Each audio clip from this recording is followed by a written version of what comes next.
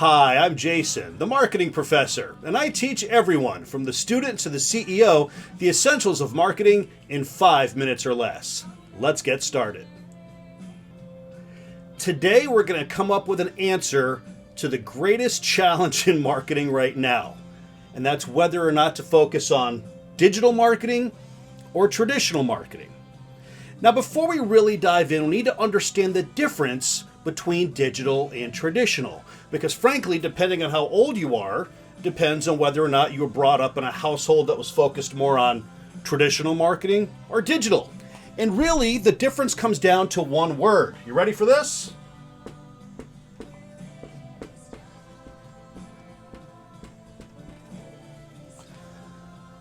The internet.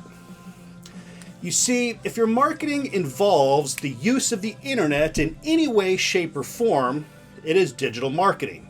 Streaming television, maybe audio or ads on a podcast.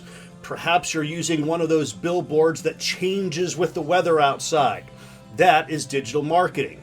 But if you're looking at something that does not involve the internet, broadcast television, the radio station that you can pick up in your car, not satellite, mind you, but the 99.5s of the world, and maybe even that newspaper that ends up on your porch, that, my friends, is traditional marketing.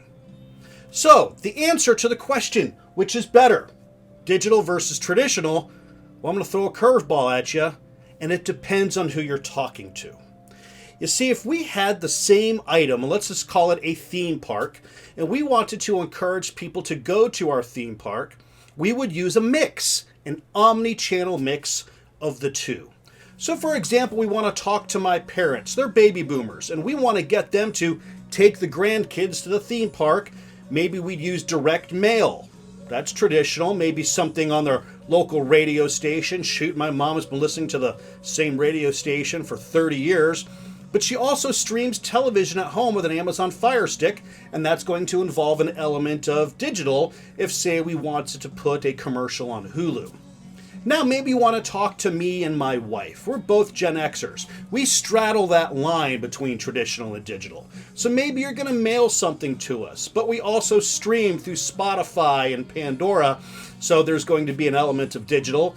And perhaps you want to engage with us through a billboard outside. We have cars and we drive a lot. Well, that's going to involve an element of traditional as well. You can see how we're mixing all these things together.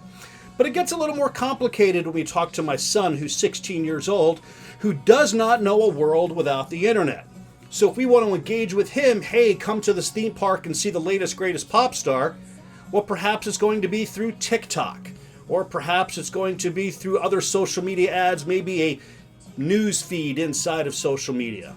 But what we're not going to do is put an ad in the newspaper that says, hey, high schoolers, enjoy ABC pop star, because he's not going to read the newspaper. So again, the short answer to this question, digital versus traditional, all comes back to you. Do you know your customer, and do you know how they engage with content? Because whether you're a baby boomer, a Gen Xer, or a 16-year-old, there's going to be a mix. And it's your responsibility to figure out what that mix can look like. Hey, if you like content like this, do me a favor. Go ahead and hit the subscribe button as well as like. And also let me know if there's something you want me to cover for you. Leave me a comment below, and I'll be more than happy to cover something for you. You can find me online in all the places, Instagram, Facebook. Go ahead and give me a like and give me a follow. And I'll connect with you here every week. Marketing lessons in 5 minutes or less. I'm Jason, the marketing professor. I'll see you next time.